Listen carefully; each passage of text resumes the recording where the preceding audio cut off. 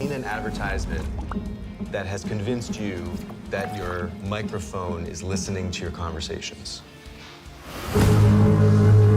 All of your interactions, your credit card swipes, web searches, locations, likes, they're all collected in real time into a $1 trillion a year industry. The real game changer was Cambridge Analytica. They'd worked for the Trump campaign and for the Brexit campaign.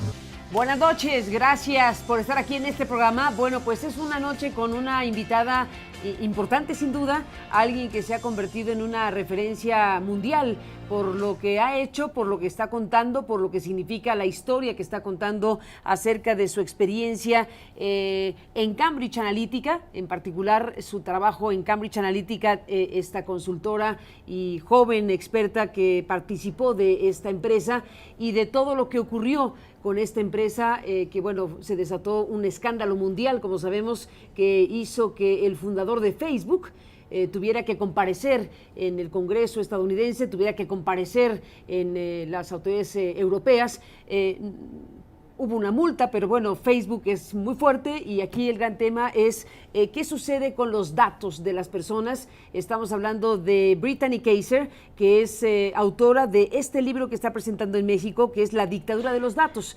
Brittany, además de presentar y de haber escrito este importante libro, que es la verdadera historia desde dentro de Cambridge Analytica y de cómo el Big Data, Trump y Facebook rompieron la democracia y cómo puede volver a pasar. Ese es el texto que presenta La dictadura de los datos y también pues es la protagonista de un documental, un importante documental que ha hecho Netflix, que bueno, pues está disponible desde el verano pasado, desde este verano 2019, y que se llama El Gran Hackeo, que es esta gran presentación de todo lo que está en riesgo, de todo lo que está sucediendo y de cómo la democracia y otras muchas cosas pues están ciertamente comprometidas. HarperCollins, que es la editorial de este libro, pues nos ha permitido conversar esta noche con Brittany Kaiser y te doy la bienvenida. Gracias, Brittany, por estar aquí. Buenas noches. Thank you so much for having me. It's an honor. Muchas gracias por recibirme, estoy honrada de hacerlo. Traté de hacer una descripción general de quién eres,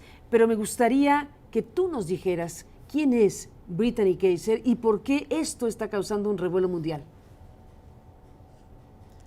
Bueno, yo me describiría como una activista de derechos de datos. Antes me llamaba activista de derechos humanos, pero creo que ahora que los datos son la conversación más importante que estamos teniendo a nivel de políticas, de tecnología y también pensando en cosas para proteger el futuro de nuestra democracia. Entonces eso es lo que toma mi tiempo actualmente. Bueno, en tu calidad de experta, joven, consultora, llegaste a una empresa que se llama Cambridge Analytica. ¿Qué sucedió ahí? Cuéntanos la historia.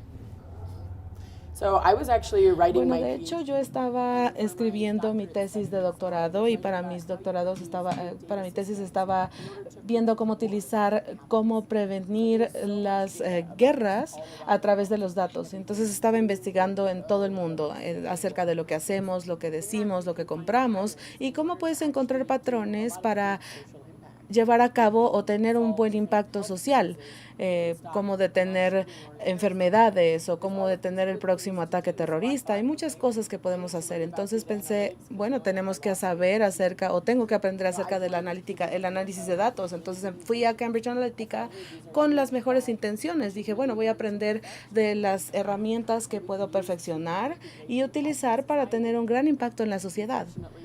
Por desgracia, en los años que estuve ahí, me di cuenta de que la industria de los datos está completamente falta de regulación y dado a este hecho, hay muchas cosas que se pueden hacer, cosas que las compañías y los gobiernos pueden tener de nosotros para poder influir nuestro comportamiento y ahí es en donde se empieza a poner un poquito cuestionable.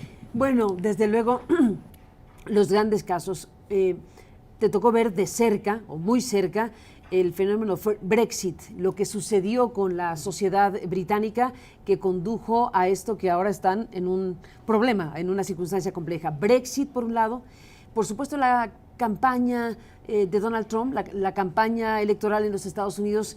¿Cómo fueron esas experiencias? ¿Qué sucedió ahí? So in both of those elections, En ambas elecciones fue en una de las cosas que tenían mucho análisis de datos muy avanzado, porque cada día producimos más datos de manera exponencial, mucho más que el día anterior. En 2016 empezaron a utilizar tácticas en campañas electorales que nunca se habían visto, sobre todo en redes sociales. Se empezó a predecir el comportamiento de la gente, a ponerlos en diferentes grupos para que pudieran estar en cientos o miles de campañas, que cada quien viera algo distinto, poder mostrar una versión diferente de la realidad para cada persona. Y ahí es en donde llegamos a los problemas de las noticias falsas, porque tú no ves lo mismo que yo veo y mi vecino no ve lo mismo que yo veo. Podría tener un mensaje que hace que desconfíe de mí y yo un mensaje de que me diga no vayas, o desconfía del gobierno. Y entonces estas comunicaciones salen y dividen a la sociedad, que es lo opuesto de lo que era el objetivo de las redes sociales en un principio. ¿En qué momento, Brittany, te diste cuenta que lo que tú querías, que era impactar positivamente a la sociedad, estaba yéndose por un lado totalmente distinto? ¿Qué sucedió? ¿Qué viste? ¿Qué hiciste? Cuando realmente me di cuenta de esto fue después de la campaña de Trump.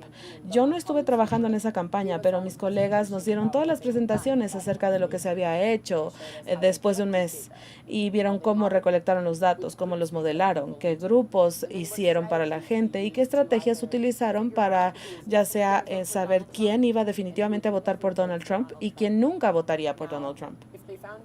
Si encontraban gente que nunca votaría por Donald Trump, en lugar de hacer que estuvieran emocionados de la política, usarían tácticas para hacer supresión de votos, hacer que temieran de otros grupos de personas, desconfiar de Hillary Clinton, hacer que se enojaran entre vecinos y amigos con la sociedad.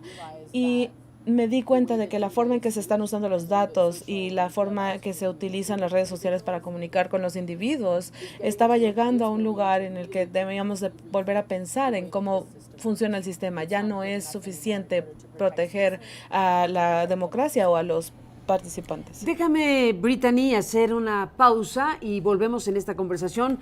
Volveremos al punto de la elección en Estados Unidos, de cómo Donald Trump, al final de cuentas, hoy presidente de los Estados Unidos, hoy un hombre que quiere reelegirse como mandatario de la Unión Americana, bueno, pues está envuelto en esta circunstancia justamente por la utilización de este tipo de herramientas que desde luego trastocan los ejes principales de lo que uno entendería por democracia. Después de la pausa, Brittany, regresamos contigo en un momento más. Tienes en tu cuello un dije con una frase y sé que haces una campaña. ¿Qué significa?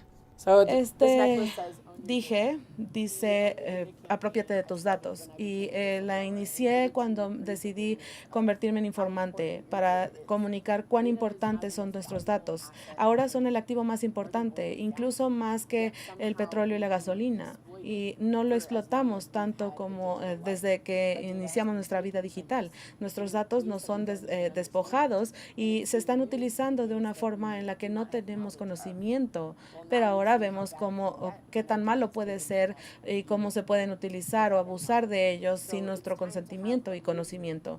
Ahora tengo un movimiento en el que digo, bueno, yo tengo derechos a este activo. Si volvemos a la historia, cuando la gente está explotada de otros, por parte de otros en una compañía poderosa o de parte de otro país, cuando se toman activos, y volvemos y decimos, eso está mal, pero de alguna manera el activo más valioso se nos despoja todos los días y no emitimos ni una palabra, y es hora de hacer un cambio. ¿Qué tipo de cambio? Las personas que están viendo este programa, las personas que están en su cama, en un sillón, viendo un programa de televisión, ¿qué le dices a estas personas? ¿Qué le dices a este hombre, a esta mujer, a este muchacho, a este niño o a esta niña que pueden ver este programa? Hay un par de cosas que creo que son fundamentalmente importantes para entender este problema, y empieza con la conciencia. Primero, de entender cómo o qué son nuestros datos, cómo se recolectan, cómo se utilizan y hacia dónde van. Eso es la transparencia. Y debe ir con una compañía que sea honesta, en lugar de decir, bueno, voy a escribir términos y condiciones. Estas cosas que se nos obliga a acceder. ¿Reíste los términos y condiciones de la última app que bajaste a tu teléfono? No. I spent nearly a decade. Yo pasé una década en la escuela de Derecho y no lo había hecho tampoco, pero hay que entender a qué estás accediendo. Esta conciencia de empezar a leer términos y condiciones y decidir, informarse y cómo hacer o tomar una decisión informada para decir sí es el paso número 1. Luego el consentimiento. Yo puedo querer o debo de tener la opción de aceptar sin antes saber o más bien sabiendo. Y si lo van a utilizar para un propósito en específico, yo puedo decirles para qué lo pueden usar y para qué no. Tal vez quiero que una compañía me venda un coche, pero no está bien que un político trate de cambiar mi opinión. Y muchas compañías ganan dinero. Entonces, si lo van a hacer, deben compartir algo conmigo. La transparencia, el consentimiento después para el caso de uso y luego maneras de monetizarlo. Uno de los mejores ejemplos es Airbnb. Si quieres usar mi casa, me tienes que decir quién eres, cuánto vas a estar ahí, para qué la vas a usar y me tienes que pagar antes de que yo te dé las llaves. Y creo que el futuro de los datos debería ser como este.